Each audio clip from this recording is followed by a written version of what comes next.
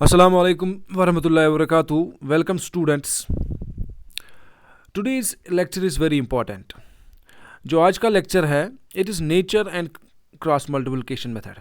चलो cross multiplication को आप वहीं पे रख लो, पहले इस नेचर को डिस्कस करते हैं. The nature of the solution means आपके सिस्टम का किस तरह का सॉल्यूशन होगा, whether it is unique solution, whether it is infinite solution, whether there is no solution. Important इस लिहाज से जो आज मैं आपको दिखाने जा रहा हूँ किस तरह नेचर चेक करते हैं सॉल्यूशन का. मैक्सिमम ऑब्जेक्टिव्स आपके इसी पे सॉल्व होंगे, नेचर ऑफ द सॉल्यूशन. इसी से आपको पता चलेगा किस तरह का सॉल्यूशन है और मैक्सिमम ऑब्जेक्टिव्स इसी पे आएंगे. ये वो कभी कभी आप देखोगे maybe in rare cases आप सॉल्यूशन ढूंढ लो, ठीक है, लेकिन वो फिर ज़्यादा लेंथी होता है. लेंथी क्वेश्चंस अक्सर एग्जामिनेशन में लाइक एसएसबी इसमें ज़्यादा लेंथी क्वेश्चंस नहीं आएंगे जिसमें ज़्यादा सिंप्लीफिकेशंस हो, but there are the questions which are usually based on the concepts. तो नेचर ऑफ सॉल्यूशन जो है ना, इस पे आपके मैक्सिमम ऑब्जेक्टिव आ सकते हैं, ठीक है. सो कैसे हम नेचर ऑफ सॉल्यूशन देखेंगे और उसी नेचर ऑफ सॉल्यूशन पे ही आपका सारा आपका आगे का प्रोसीजर होगा सिंप्लीफिकेशन का, उस पर डिपेंड है. अगर बाई नो सोल्यूशन हो गया तो आपको कुछ नहीं करना है, hands up, you have to do nothing, leave the question there.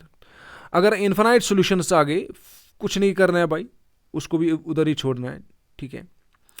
अगर यूनिक सॉल्यूशन आ गया तो यूनिक सॉल्यूशन का मतलब होगा एक सॉल्यूशन है तो इसको ढूंढना है. यूनिक सॉल्यूशन को कैसे ढूंढेंगे? आपके पास तीन मेथड्स हैं, सब्स्टिट्यूशन मेथड है, एलिमिनेशन मेथड है और क्रॉस मल्टीप्लिकेशन मेथड है. और आज मैं आपको दिखाने जा रहा हूँ क्रॉस मल्टीप्लिकेशन मेथड. शॉर्टकट में क्रॉस मल्टीप्लिकेशन, बहुत ही सिंपल लफ्ज़ों में बताऊंगा आपको क्रॉस मल्टीप्लिकेशन मेथड कैसे ढूंढेंगे. देखो आपको वहाँ पे एग्जामिनेशन में वो सारी जिसको हम बोलते हैं अमल नहीं लिखनी होती है, ये सारा प्रोसीजर नहीं लिखना होता है, आपको जल्दी से शॉर्टकट करना है, ठीक है. कहीं रफ पे जाएंगे किसी कोने में पेज के, ये आधा आंसर आपका आ ही जाएगा, ठीक है. लेकिन आपको अटेंटिव रहना है, ठीक है. चलो लेक्चर को प्रोसीड करते हैं लाइक दिस. पहले नेचर ऑफ सॉल्यूशन देखते हैं. What is the nature of the solution, how we determine the nature of the solution. तो यहाँ पे देख रहे हो आप, ये दो इक्वेशंस हैं. तो मैंने बताया आपको, अगर आप थोड़ा सा रिकैप्चुलेट करेंगे प्रीवियस लेक्चर, शायद इससे पहले जो था नेक्स्ट लेक्चर था, उससे पहले एक लेक्चर था दिया मैंने नेचर ऑफ द सॉल्यूशन. अगर आपके कोएफिशिएंट्स b1/b2 और तीसरा भी आता है c1/c2, अभी इसको कुछ नहीं करेंगे, ऐसे लिखेंगे. अगर ये दोनों पहले ही दोनों बराबर नहीं आए, they are not equal, the first two ratios are not equal, a1/a2 b1/b2, तो आपके सिस्टम का यूनिक सॉल्यूशन होगा. और भाई इसको ढूंढना है और इसको हम ढूंढेंगे क्रॉस मल्टीप्लिकेशन मेथड से. आप अगर ये कुछ इस तरह से हो गया, ये यहाँ पे बराबर आ गया, ये वाला यहाँ पे ऐसे इज इक्वल टू आ गया, और तीसरा वाला भी बराबर आ गया. अभी पहले दो इक्वल आ गए तो तीसरा वाला भी इक्वल आ रहा है ना, तीनों के तीनों इक्वल आ गए तो इनफाइनाइट सॉल्यूशंस. इनफाइनाइट सॉल्यूशन का मतलब मैंने बताया आपको, इनफाइनाइट का मतलब हो गया लाइन इज कोइंसिडेंट होंगी सिस्टम को, उसको हम बोलते हैं कंसिस्टेंट सिस्टम, और लाइन इज डिपेंडेंट होती है. You have to remember all those things, they are related to each other. तो इनफाइनाइट सॉल्यूशन का हम नहीं ढूंढते हैं, बस खाली इतना याद रखना है, infinite solution, line is coincident, system consistent and the lines are dependent as well. तो एक और चीज़ होती है, अगर ये दो पहले बराबर आ गए भाई, तीसरा बराबर नहीं आता है, तो इस केस में जब ये बराबर नहीं होंगे तो इस केस में इसको बोलते हैं no solution. Means the lines don't intersect, lines कहीं पे नहीं मिलेंगी. जब लाइन्स कहीं पे नहीं मिलेगी तो कौन सी लाइन्स होंगी? वो पैरेलल लाइन्स होंगी, और इस टाइम हम सिस्टम को इनकंसिस्टेंट बोलते हैं, ठीक है. ये रिकैप्चुलेशन होगी. आई होप कि आप सबको ये याद होगा. चलो स्टार्ट करते हैं लेक्चर को आज की. ये हमारे पास एक सिस्टम है a1/a2b. अभी मैंने आपको बताया था सिस्टम को कैसे यूनिक सॉल्यूशन डिटरमाइन करना है. तो अगर आपका ये हो गया a1/a2 is not equal to b1/b2, तो यूनिक सॉल्यूशन हो गया एंड इज कंसिस्टेंट. सिस्टम को कंसिस्टेंट बोलते हैं. और यूनिक सॉल्यूशन को हम कैसे करेंगे? क्रॉस मल्टीप्लिकेशन से कैसे डिटरमाइन करेंगे, ठीक है. तो क्या करना है भाई आपको, you have to start, but you have to remember this thing, this very important point. कैसे करेंगे? मैंने पहले बेसिक आइडिया दिया, जनरल आइडिया मैंने आपको यहाँ पे दिया, जनरल आइडिया. तो इससे सारे प्रॉब्लम्स हम कर सकते हैं क्रॉस मल्टीप्लिकेशन पे, ठीक है. तो जनरल आइडिया में क्या करना है, पहले आपको y के कोएफिशिएंट लिखने हैं. जैसे कि मैंने यहाँ पे लिखा है B1 B2, नीचे ऊपर B1, नीचे बटा नहीं करना है यहाँ पे, खाली B1 ऊपर नीचे B2। और फिर दूसरा कोएफिशिएंट कांस्टेंट टर्म्स लेनी है, C1 ऊपर नीचे C2। तो उसी तरह अब आएगा पहला वाला, दैट मीन्स x के कोएफिशिएंट्स A1 A2, यहाँ से लिखे मैंने A1 और नीचे A2, ठीक है। फिर करना है लास्ट फर्स्ट वाले को रिपीट करना है, लास्ट में लिखना है B1 B2। रिमेंबर, पहले जो आ गया B1 बाई B2, लास्ट को भी B1 बाई B2 क्या हो गया, जो दूसरा वेरिएबल होता है y के कोएफिशिएंट्स लिखने पहले हैं, फिर उसके बाद यहाँ पे आप लिख सकते हैं इस तरह, ये पहले मैंने इसके कोएफिशिएंट लिखे, यहाँ से स्टार्ट करना है 1 2, फिर इसके कोएफिशिएंट्स 3, और फिर ये आएगा फिर से। तो y के कोएफिशिएंट्स 2 बार आएंगे, पहली बार और लास्ट बार, ठीक है। बीच में क्या लिखना है, पहले कांस्टेंट्स, बाद में x के कोएफिशिएंट्स आ गए ना। उसके बाद क्या करना है, उसके बाद कुछ इस तरह से करना है आपको। देखो क्या करना है फिर के, जैसे कि चलो पहले यहाँ पे एक्सप्लेन करते हैं। मैंने लिखा B1, फिर लिखा है नीचे B2, ठीक है। यहाँ पे लिखा C1, फिर लिखा है C2, फिर आएगा A1 बाई और आएगा A2। और यहाँ पे आएगा C, और लास्ट वाला जो पहले वाला था वही फिर से लिखेंगे। अब थोड़ी सी सिंपलीफिकेशन करनी है, बहुत सी सिंपल सिंपलीफिकेशन। इस वाले को बोलेंगे, जो यहाँ से निकलेगा इसको बोलेंगे फर्स्ट वाला, ये जो इन दो से निकलेगा उसको सेकंड बोलेंगे। Shortcut, this is not a rule, I am just giving you a shortcut, ठीक है। और ये वाला हो गया लास्ट वन या थर्ड वन बोलेंगे इसको। तो देखो क्या करेंगे भाई, पहले करेंगे इनको मल्टीपल, B1 C2, तो लिखा मैंने यहाँ पे B1 C2, और यहाँ से जाएंगे माय डियर, तो यहाँ से माइनस लिखते हैं, और ये आएगा B2 C1, ऐसे B2 C1 आ रहा ना। सिमिलरली C1 को C2 के साथ दूसरा कर रहे हैं, ये हो गया फर्स्ट वन। दूसरा कर रहे हैं C1 C2, ऐसे लिखा है मैंने, C1 सॉरी यहाँ पे ये A1 है, A2 है, C1 A2। उसके बाद ये यहाँ पे मैंने लिखा है C1 A2, और फिर यहाँ से जाएंगे, जब यहाँ से जाते हैं ना तो माइनस होगा माइनस C2 A1, ऐसे माइनस C2 A1, और लास्ट में इन दो को A1 B2, ऐसे A1 B2। फिर यहाँ से जाएंगे तो माइनस करेंगे, ये याद रखना यहाँ से माइनस करते हैं, ठीक है, इट इज़ अ रूल। और ये आएगा A2 B1, इनको मल्टीपल करने तो यहाँ आ गए, तीनों के तीनों आ गए, ठीक है। उसके बाद अब आपका x ढूंढना, आपको x ढूंढना है, आपको y ढूंढना है। तो x और y किसके बराबर आएंगे। और एक चीज़ बात याद रखना, ये कॉन्स्टेंट्स मैंने लेफ्ट साइड में लिखे और राइट साइड में जीरो। अगर आपने इस तरह किया, कॉन्स्टेंट्स को लेफ्ट साइड लाया और राइट साइड में जीरो रख ली, तो यहाँ पे आपको सॉल्यूशन सीधे इसी तरह लिखना है जिस तरह मैंने दिखाया है। अगर अब कुछ इस तरह से भी हो सकता है, नहीं अगर आपके कोएफिशिएंट C1 और C2 इस तरह आ गए, तो उस टाइम क्या करना है उस टाइम मैं बताऊंगा आपको क्या करना है, नीचे बताएंगे आपको। देखो माय डियर स्टूडेंट्स, अब ये पहला वाला आ गया, ये फर्स्ट वन है, ये सेकंड वन है, और ये लास्ट वन है। तो आंसर आता है x का फर्स्ट डिवाइडेड बाय लास्ट, ये फर्स्ट ऊपर लिखा मैंने, और लास्ट वाला डिवाइड करना है। y का आएगा सेकंड वन, ये सेकंड वाला लिखा मैंने यहाँ पे, और डिवाइड बाय लास्ट, उसको लास्ट में डिवाइड करना है। जब हमें सिंप्लीफाई करेंगे तो हमारा इतना बड़ा नंबर नहीं आएगा, एक छोटा नंबर आएगा, वो मैं बताऊंगा आपको। तो इस तरह जब आपका कांस्टेंट लेफ्ट साइड में होगा, कांस्टेंट C लेफ्ट साइड में होगा, तो इस तरह आंसर करते हैं। अब इन केस अगर कांस्टेंट C RHS में होगा, कांस्टेंट दोनों C1 यहाँ पे C2 यहाँ पे इज इक्वल और बाकी सारा यहाँ पे होगा, तो उस टाइम अगर ऑब्जेक्टिव आ सकता है, ये जरूर नहीं, लेकिन पहले अभी मैं बोल रहा हूँ आपको, जब भी आप सॉल्यूशन करोगे तो इस कांस्टेंट को लेफ्ट साइड लाओ। आपको फिर एक ही प्रोसीजर याद रखना है, ये वाला। इन केस अगर आपका डायरेक्ट एग्जामिनेशन में एक ऑब्जेक्टिव आता है, भाई दो इक्वेशंस है, राइट साइड में आपका कांस्टेंट है, तो सॉल्यूशन क्या आएगा, यही आएगा सॉल्यूशन, यही और यही। तो इसमें थोड़ी सी डिफरेंस होगी, यहाँ पे माइनस होगा और ये यहाँ पे माइनस होगा, बस इतना याद रखना है। तो ये वाला आपको याद रखना, ये यहाँ पे माइनस होगा और ये भी यहाँ पे माइनस होगा, और कुछ नहीं। बस सिंपल, ठीक है। तो कांस्टेंट यूजुअली हम कोशिश करेंगे, आपको मैं आगे जब मैं दिखाऊंगा आपको प्रॉब्लम, तो कांस्टेंट को हम लेफ्ट साइड में ही लाएंगे, ठीक है। चलो अब हम एक प्रॉब्लम सॉल्व करते हैं इस पे, तो इससे आपको अच्छी तरह ये समझ आएगा, ठीक है। Find the nature of solution if unique, find it by CMM। CMM means cross multiplication method, ठीक है। तो अब आपको क्या करना है, अब आपको नेचर ऑफ द सॉल्यूशन ढूंढना है। भाई कौन सा सॉल्यूशन है इसका यहाँ से देख लो यूनिक सॉल्यूशन है तो ढूंढ लो, और किससे ढूंढ लो, क्रॉस मल्टीप्लिकेशन मेथड से। तो ये आपका सिस्टम है, सिस्टम ऑफ इक्वेशंस। तो पहले आप देख लो क्या कांस्टेंट लेफ्ट साइड में, हाँ yes constants are in the left side, constants ये यहाँ पे लेफ्ट साइड में। अब क्या करना है, अब पहले चेक करेंगे यूनिक सॉल्यूशन है कि नहीं। देखो यूनिक सॉल्यूशन चेक करने के लिए आपको वो कोएफिशिएंट्स देखने हैं, a1/a2 b1/b2। a1/a2 हो गया पहली वाला, पहली जो होते हैं ना एक्स वेरिएबल, उसके कोएफिशिएंट्स। तो यहाँ पे 1 है, कुछ नहीं तो 1 है, और नीचे 3 है, 1/3 आ गया, a1/a2 1/3।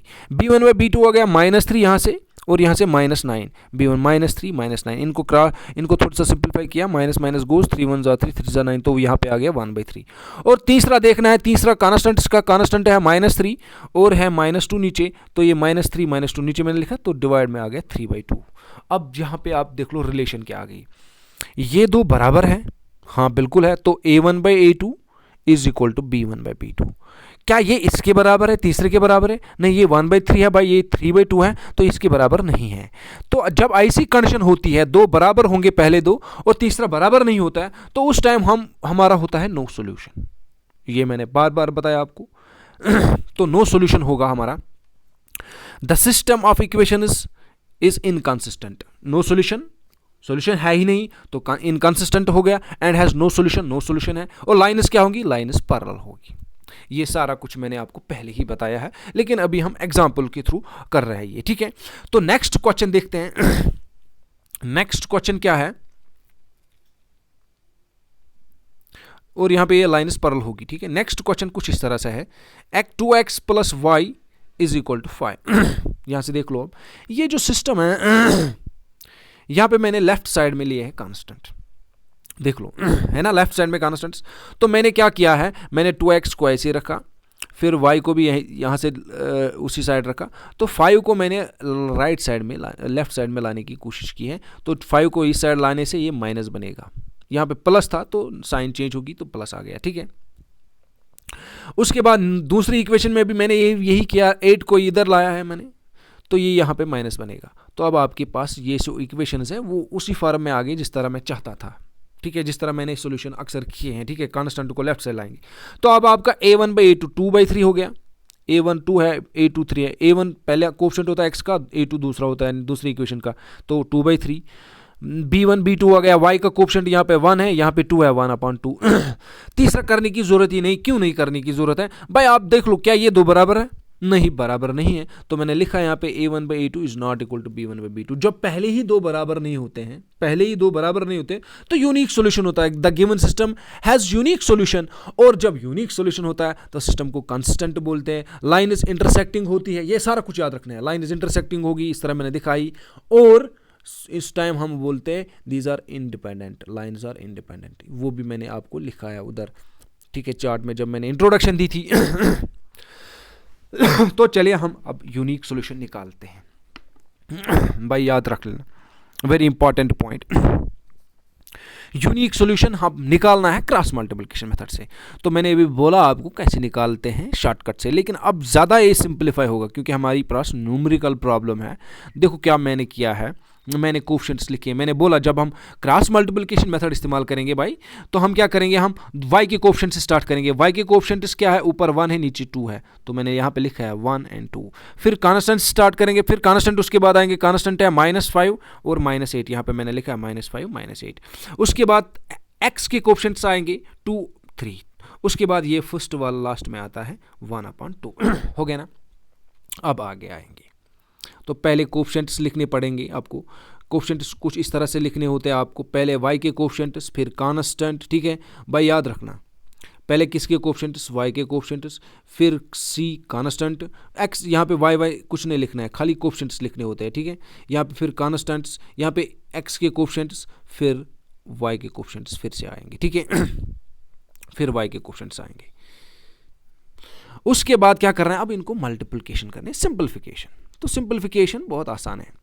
तो क्या करना है, 1 को 8 के साथ मल्टीपल करेंगे भाई, और लेकिन ये -8 है तो मैंने लिखा है 1 × -8। 2 को करना है मल्टीपल 5 के साथ, -5 के साथ, 2 को करना है मल्टीपल -5 के साथ। लेकिन ये माइनस मैंने बोला आपको यहाँ से माइनस लेना है, तो मैंने लिया है यहाँ से माइनस, ये माइनस लिया है, फिर 2 को किया 5 के साथ, 2 और 5 माइनस है, इसलिए मैंने इसको ब्रैकेट में लिखा है।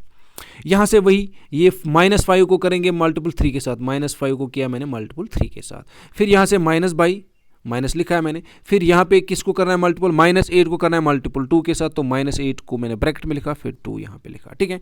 उसी तरह करेंगे 2 को 2 के साथ, तो यहाँ से किया मैंने, 3 को 1 के साथ, बीच में माइनस डालना है, बीच में फार्मूला का माइनस आएगा, तो जब ये कैलकुलेट करेंगे 8 1 जार हो गया -8, ये देख लो माइनस माइनस हम प्रोडक्ट कर रहे हैं, माइनस माइनस हो गया प्लस। जब हम प्रोडक्ट करते हैं ना, बात याद रखना, जब भी आप प्रोडक्ट करोगे तो निशानी जो साइन होती है ना, जो बनती है ना, उसी को वही लिखना है, ठीक है। बात समझना मेरी, दो चीज़ें हैं, एक जब आप प्रोडक्ट करेंगे ना, जो साइन बनेगी, फॉर एग्जांपल माइनस माइनस, अगर प्रोडक्ट में आपकी साइन एक को माइनस थी, दूसरी को भी माइनस थी, दूसरे नंबर को भी, तो माइनस माइनस आएगा प्लस, तो उसकी निशानी प्लस आएगी जो आप लिखने वाले हो आगे। अगर आपने करना है भाई प्लस करना है, अगर आपको बीच में कहीं पे प्लस करना है, एक नंबर है यहाँ पे जो ये माइनस है और दूसरा नंबर यहाँ पे कुछ ये भी माइनस है, ये प्लस है, तो ये माइनस आ गया, ये प्लस आ गया, माइनस प्लस हो गया माइनस। आपको माइनस करना है, लेकिन साइन बड़े वाले की आती है जब हम जब हम सब्ट्रैक्शन करेंगे या एडिशन करेंगे नंबर्स का, तो उस टाइम साइन उस नंबर की आती है जो बड़ा वाला होता है। जब हम मल्टीप्लाई करेंगे उस टाइम वही साइन आएगी जो बनेगी। तो हम मल्टीपल करें 2 5 10, तो लिखा मैंने साइन आ गई माइनस माइनस प्लस यहाँ पे। तो फिर से 5 3 15 माइनस ये 3 कुछ नहीं, इसकी साइन कुछ नहीं, तो प्लस हो गई माइनस, प्लस हो गया माइनस, आ गया यहाँ पे माइनस।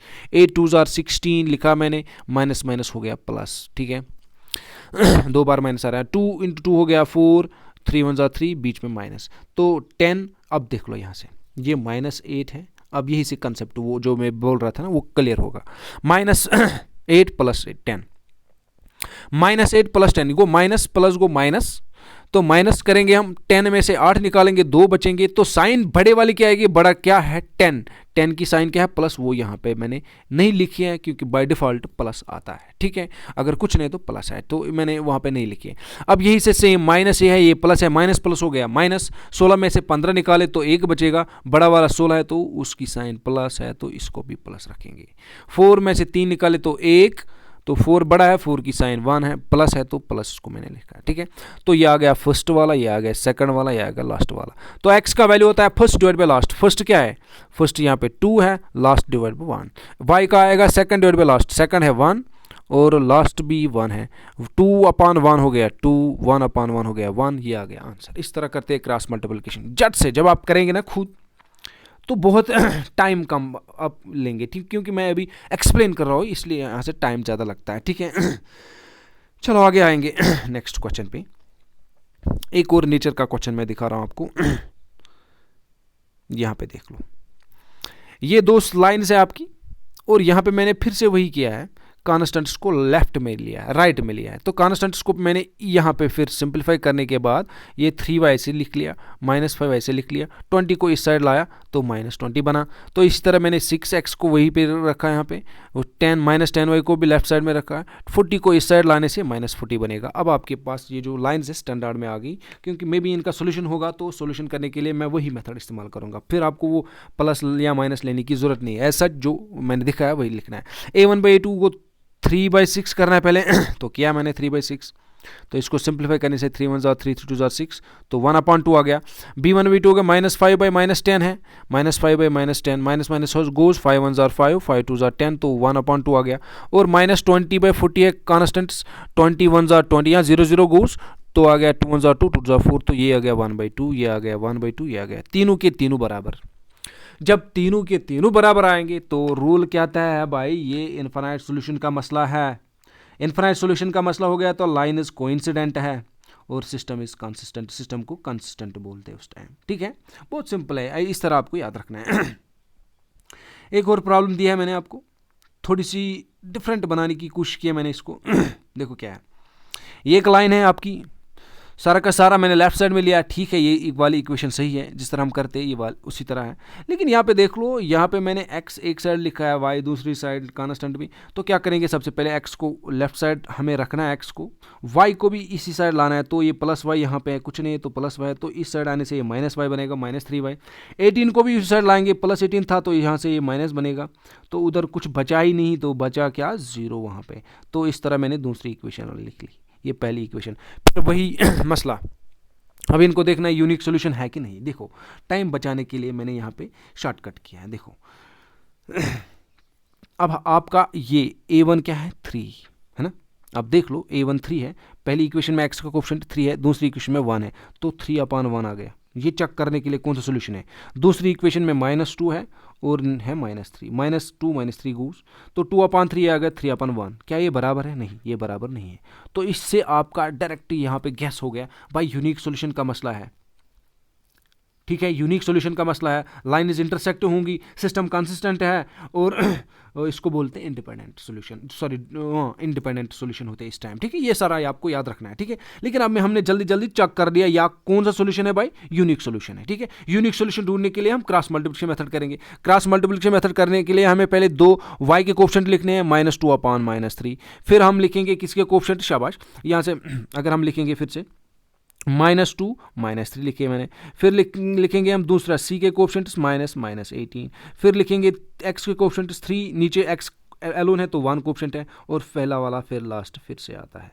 तो इन दो का मल्टीपल करेंगे, ये 18 × 2, -2 × -18, यहाँ पे लिखा है -2 × -18। यहाँ से होगा एक और माइनस हमारा ये फार्मूला का, तो -3 × -9 यहाँ पे मैंने लिखा है। फिर इनका -9 × 1 यहाँ पे मैंने लिखा है, 18 × 3, तो 18 × 3 यहाँ से माइनस होता है, यहाँ पे लिखा है मैंने माइनस ये वाला, और ये -18 खुद है तो ब्रैकेट में लिखा है 18 × 3। तो फिर से यहाँ करेंगे 3 × -3, यहाँ पे मैंने किया है, फिर यहाँ से माइनस, ये फार्मूला का आपको लिखना है ऑलवेज ये माइनस। ठीक है, लिखा है मैंने 1 × -2। अब सिंप्लीफाई करेंगे, माइनस माइनस हो गया प्लस, 18 × 2 = 36, ये आ गया इसे 36, ये 3 माइनस आ गए, 1 2 3, तो 3 minus minus minus plus, plus minus minus, तो माइनस आ गया। ठीक है, आड़ माइनस आएंगे तो माइनस ही आएगा, इवन माइनस आएंगे तो प्लस आएगा। आड़ का मतलब हो गया 2 3 माइनस आ गए, 1 माइनस आ गया, 5 माइनस आएंगे, माइनस 5 बार आएगा, 3 बार आएगा, 1 बार आएगा तो माइनस ही आता है, तो 3 बार आड़ हो गया तो माइनस ही आएगा। इनको मल्टीपल करेंगे 27 मिलेगा आपको। तो यहाँ से देख लो आप, -9 × 1 हो गया -9, 9 1 9, माइनस आगे 1 माइनस माइनस, अब यहाँ पे 2 बार माइनस आ रहा है तो प्लस बनेगा, 18 × 3 होगा 54, और यहाँ पे 3 3 = 9, 1 माइनस है, 12 2 1 = 2, 2 माइनस है, 1 इसका और 1 2 का, तो प्लस आएगा, तो -9 + 2 हो गया -7। 45 में से 9 निकाले तो 54 में से 9 निकाले। ठीक है, अब 36 में से 27 निकाले तो 1 सॉरी 9 बचे, तो निशानी हमें बड़े वाले की लिखनी है। 36 प्लस है तो यहाँ पे प्लस आ गया, यहाँ पे 54 प्लस है तो प्लस ही आ गया, यहाँ पे बड़ा कौन है माइनस, तो माइनस की साइन यहाँ पे मैंने लिखी है। अब फर्स्ट डिवाइड बाय लास्ट, तो x का value 9/-7, second divide by last 45 divide by -7, तो y का वैल्यू आ गया। तो इस तरह से हम करते हैं क्रॉस मल्टीप्लिकेशन मेथड। जट से करेंगे आप, 2 सेकंड्स लगेंगे आपको, जब आप 1-2 और प्रॉब्लम्स खुद सॉल्व करेंगे तो आपको ज़्यादा टाइम नहीं लगेगा। ठीक है माय डियर। तो इस तरह से हमारा ये लेक्चर एंड हो गया। आप घर में मैं आपको बताऊंगा, आप अगर हम इस तरह एग्जांपल लेंगे, देख लो अगर हम इस तरह कोई एग्जांपल लेंगे, x ये आप कर सकते हैं घर में, +2y - 3 = 0 और लेंगे हम दूसरा 2x - y - 4 = 0। पहले देखते, देखो टाइम बचाने के लिए क्या करेंगे, क्या यूनिक सोल्यूशन है। तो पहले देखेंगे कोएफिशिएंट्स, यहाँ पे 1, यहाँ पे 2, 1/2, 2/-1, तो ये 1/2 आ गया, ऐसे 1/2, और ये आ गया 2/-1। क्या ये बराबर है, नहीं ये बराबर नहीं, तो हमारा आ गया यूनिक सोल्यूशन। तो अब यूनिक सोल्यूशन जब आ गया तो इसको निकालेंगे कैसे, क्रॉस मल्टीप्लिकेशन मेथड से। क्रॉस मल्टीप्लिकेशन मेथड, तो पहले कौन से कोएफिशिएंट्स लिखेंगे भाई, कोएफिशिएंट्स लिखेंगे x y के कोएफिशिएंट्स पहले लिखेंगे। देखो y के कोएफिशिएंट्स 2 और यहाँ पे नीचे -1, फिर यहाँ पे -3, यहाँ पे -4, फिर यहाँ पे 1, फिर 2, फिर पहला वाला फिर से आएगा। तो इनको मल्टीपल करना है, 2/-4 है, तो इसको मल्टीपल करेंगे, 2 इंटू 4 हो गया, 4 इंटू 2 हो गया -8, ये माइनस आएगा, ठीक है। यहाँ पे 1 इंटू 3, 3 1 जार 3, ठीक है, 3 1 जार 3, माइनस ये भी माइनस, ये भी माइनस, ये भी माइनस, 3 माइनस तो माइनस ही आएगा, 3 1 जार 3, शॉर्टकट जल्दी करने के लिए। तो 3 1 जार 3 2 जार 6, ये 3 की साइन है माइनस और 2 की साइन से प्लस, तो माइनस आएगा। तो 4 1 जार 4 आएगा यहाँ से, तो 4 यहाँ से माइनस होता है, 4 का एक माइनस है, एक फार्मूला का माइनस है, 1 का प्लस है, तो 2 माइनस आ गया तो प्लस बनेगा। तो 1 अप इंटू 1 हो गया -1, क्योंकि ये माइनस है, एक माइनस आ गया। 2 इंटू 2 हो गया 4, ये -4 आएगा यहाँ से, ठीक है। तो -8 -3 माइनस माइनस हो गया प्लस, तो करेंगे प्लस तो 11 आएगा। माइनस बड़ा है 8, तो 8 की साइन आ गई, माइनस प्लस हो गया माइनस, ठीक है। तो माइनस करेंगे, 6 में 4 निकाले तो 2 बचे, तो माइनस आ गया यहाँ से, माइनस बड़ा वाला, ठीक है। -4 -5 हो गया, माइनस माइनस प्लस, तो -5 आ गया, बड़ा 4 है, उसकी साइन माइनस है, तो x का आंसर आएगा -11 डिवाइड बाई 5, -11 डिवाइड बाई -5, ये x का आंसर आएगा, क्योंकि फर्स्ट बटा लास्ट ये कैंसिल, 11/5। और y का वैल्यू क्या आएगा भाई, y का वैल्यू आएगा सेकंड डिवाइड बाई लास्ट, -2/-5, तो माइनस माइनस गोज 2/5, इसका आंसर है, इसका 11/5। तो इस तरह से जल्दी से हम निकाल सकते हैं आंसर, ठीक है। आई होप कि आपको ये लेक्चर समझ आया होगा, ठीक है। आगे जो लेक्चर आने वाला है, अब इसी के साथ हम यहाँ पे ये जो क्रॉस मल्टीप्लिकेशन मेथड, जो वेरियस मेथड्स हमने किए, ये मान लो ये हमारा जो सारा इंट्रोडक्टरी पार्ट है, सिंप्लीफिकेशन वाला पार्ट है, इस यूनिट का एंड हो गया, ठीक है। अब क्या करेंगे फिर, मान लो जितना पढ़ाना था मुझे वो मैंने पढ़ाया आपको, अब हम एग्जामिनेशन रिलेटेड ऑब्जेक्टिव्स करेंगे। ऑब्जेक्टिव्स में कुछ क्वेश्चन, डिफरेंट नेचर्स के क्वेश्चन दिखाऊंगा आपको आगे, ठीक है। और एक चीज़ है इस पे, अब कल से जो नेक्स्ट लेक्चर से ऑब्जेक्टिव्स आएंगे, या एक और पार्ट है इसका, समथिंग इट्स वेरी डिफरेंट, एक और लेक्चर देंगे, उसके बाद इंशाल्लाह हम करेंगे ऑब्जेक्टिव सॉल्व, ठीक है। तो आई होप आपको ये अच्छे से समझ आएगा। Thanks once again.